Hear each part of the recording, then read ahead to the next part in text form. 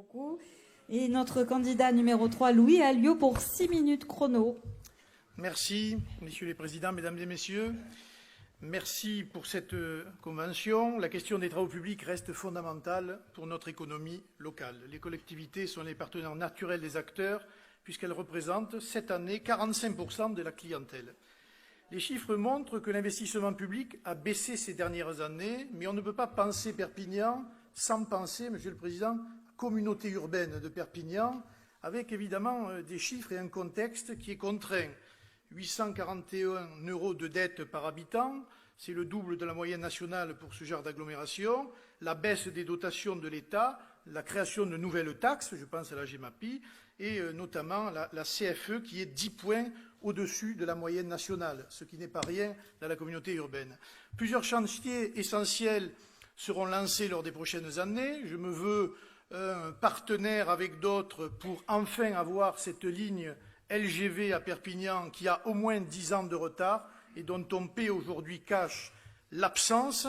Et quand on voit malheureusement qu'après les inondations récentes, il aura fallu 6 semaines pour reconnecter Montpellier à Perpignan, c'est quand même, il faut se dire, dans l'état où on se trouve en matière, j'allais dire, de prospective et de moyens à disposition des élus. Il faudra repenser le PGRI qui bloque beaucoup de logements.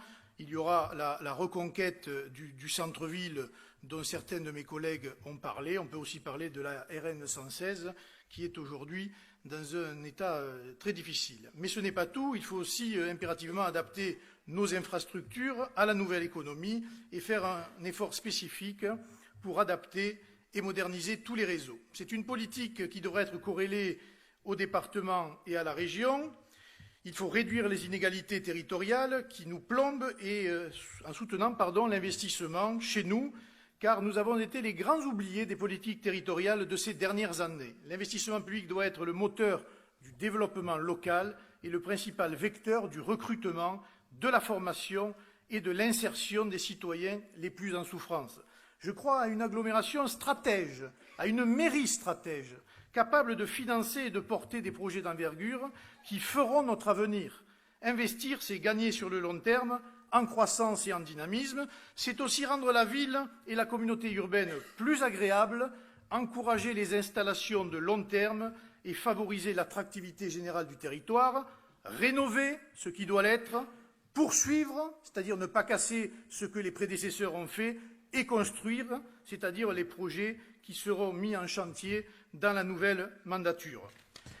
Je ne me lancerai donc pas dans une course au moins 10 ans en matière de marché public, mais dans une course à la qualité. C'est un point sur lequel vous insistez et que je partage totalement. Les travaux publics sont aussi liés aux politiques environnementales. Pensons à la transition énergétique qui peut être plus soutenue.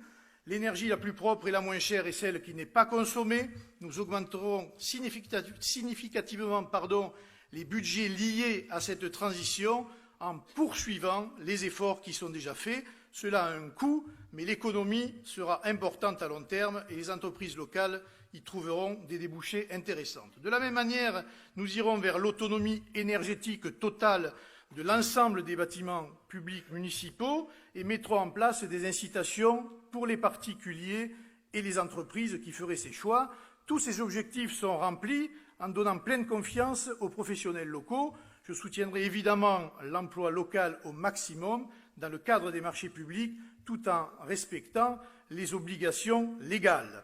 J'aurai évidemment un regard attentif pour les entreprises locales, les groupements d'employeurs, les artisans, les commerçants, qui eux aussi feront confiance à la main-d'œuvre locale ou qui développeront des plans d'insertion pour les populations et les jeunes les plus en difficulté.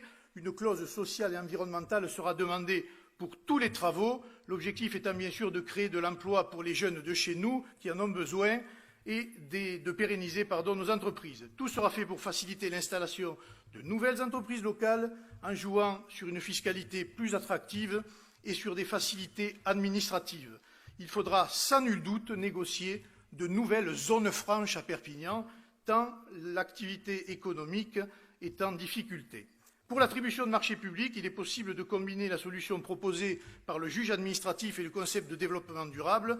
Par conséquent, les entreprises locales qui disposent du savoir-faire, qui ont une meilleure connaissance des questions environnementales dans les zones géographiques, seront privilégiés dans les marchés sans que les administrations et les collectivités enfreignent les lois nationales ou supranationales. En conclusion, ce qui a manqué à notre territoire, c'est beaucoup de communication et surtout beaucoup de concertation. Tout à l'heure, on a parlé de Saint-Jacques, mais il faut le dire, Saint-Jacques est arrêté par des querelles politiques qui aujourd'hui mettent à mal l'avancée des travaux. Il faudra bien sortir de cette manière de procéder, qui a été aussi le fait du retard du TGV et de bien d'autres projets. C'est pour cela que je mettrai en place une ADE rénovée, c'est-à-dire une véritable agence de développement et de prospective économique autour de celles et ceux qui font l'économie, car les élus ne sont là que pour accompagner, évidemment, les entrepreneurs et les associations qui œuvrent au développement local, et je créerai un label communautaire de compétences locales qui permettra aux entreprises une meilleure visibilité pour justement dynamiser le tissu économique et l'économie de l'agglomération. Merci, monsieur Louis Alliot.